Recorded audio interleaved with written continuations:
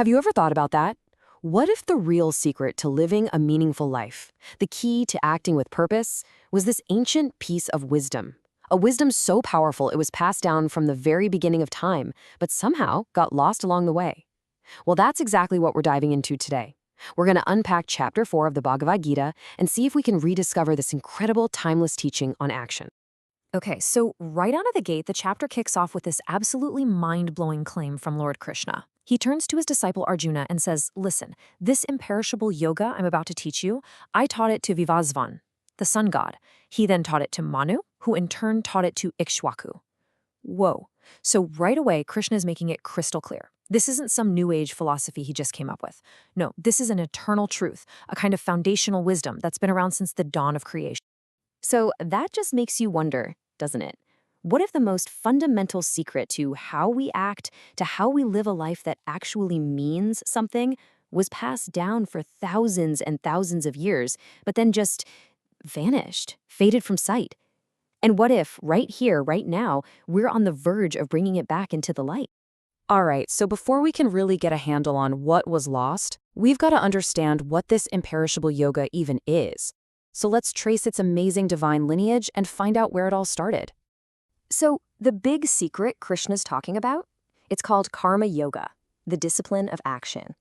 And this is a seriously revolutionary idea.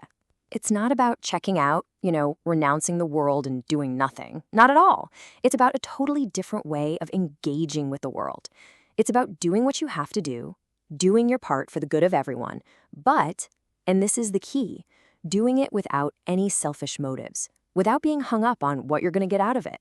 And get this sacred teaching goes all the way back to the dawn of creation itself. I mean, Krishna first gives this wisdom to the sun god. Think about that, the very source of light and life for our entire world. From there, it's passed down father to son through this incredible line of royal sages, basically the first great leaders and lawgivers of humanity.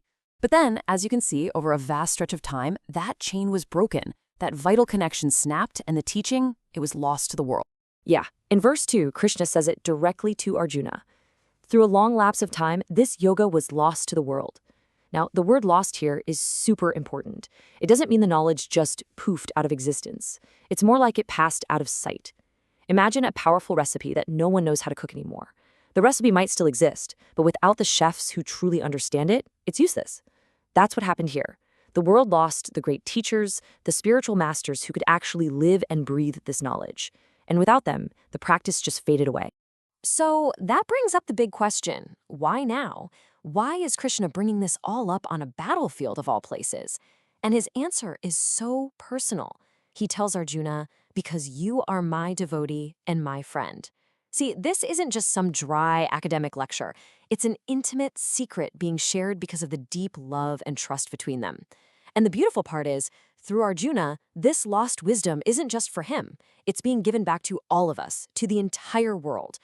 But Arjuna, he's basically representing all of us here. He's got that logical, rational mind that needs things to make sense. So he's not just going to nod along and accept this incredible claim.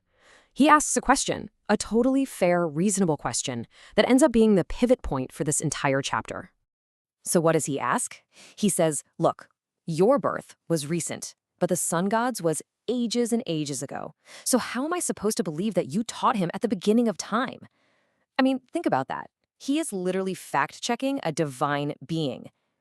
Let's just break that down for a second.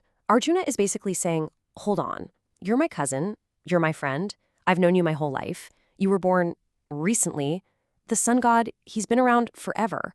How could you have possibly been his teacher? It's a completely logical, completely human question. And it's this very question that cracks open the door for an even bigger, deeper secret to come through. And that's exactly what happens. Arjuna's doubt, his question, becomes the very key that unlocks the central revelation of this chapter, the incredible secret of what a divine birth really is. And let me tell you, it's something that goes way beyond our normal human limits of understanding. Krishna's response is, well, it's just mind-bending. He says, Arjuna, both you and I have had many, many births. The difference is, I remember all of them, but you do not. So, boom, right there he brings up reincarnation for both of them. But here's the crucial distinction. Krishna has total recall, perfect knowledge of every single one of his past appearances. Arjuna, on the other hand, is just like the rest of us mortals. That knowledge is hidden from him. Now, to really get what he's saying, we need to understand this key concept, the avatara. The word itself is Sanskrit, and it literally means descent.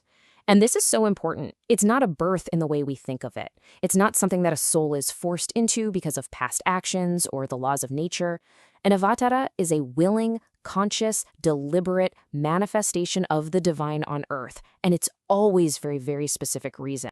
And right here is the fundamental difference. You see, a human birth is tied to the laws of nature, right? It's connected to our past actions, our karma. Our soul is basically bound by these rules. But a divine manifestation, that's totally different. It's a choice. The Lord is always free. He uses his own divine power. The texts call it yoga maya, to appear in the world. In other words, he's the master of nature, not a subject to it. Krishna actually breaks this down even more in verse 6, where he describes his true nature using 3 key qualities. First, he is ajopi, which means he's unborn, eternal. Second, he is avyayatma. His essence is imperishable, it never changes. And third, he is bhutanam ishvaropi, the supreme Lord over every single being. So think about that paradox. Even though he's unborn, unchanging, and the Lord of everything, he still chooses to manifest himself. Okay, so that leaves us to the next logical question, right? If he's all-powerful and eternal, why bother showing up in the world at all? And when does he do it? What's the divine mission? Well, Krishna lays out this really clear cosmic cycle. It's like a cosmic cause and effect.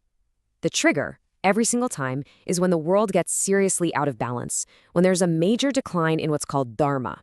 Think of that as righteousness, justice, and the proper order of things. And at the same time, there's a huge rise in adharma, its chaotic, unrighteous opposite.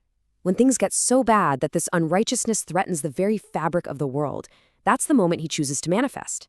And the purpose is always the same: to protect the good people, to deal with the wicked, and to put righteousness, to put dharma back on track for that era. And this whole idea is captured perfectly in one of the most famous, most powerful verses in the entire Gita. For the protection of the good, for the destruction of the wicked, and for the establishment of righteousness, I am born from age to age. I mean, you can't get much clearer than that. It's basically the mission statement for every avatara. So, that brings us to the final, and maybe the most important question of all. So what? Why does any of this matter to you and me? What's the real payoff for understanding this supreme secret? The answer is actually pretty simple, and it's huge. It is the direct path to liberation.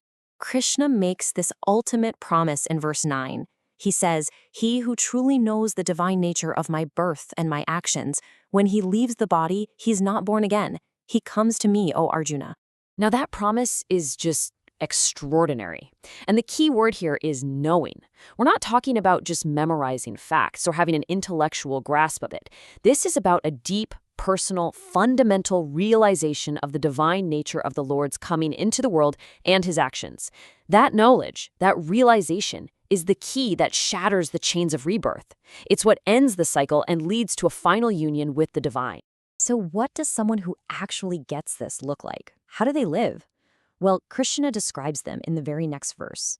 They're people who are free from those things that trap us all: attachment, fear, and anger. They're completely absorbed in the divine, finding their total safety and reality there.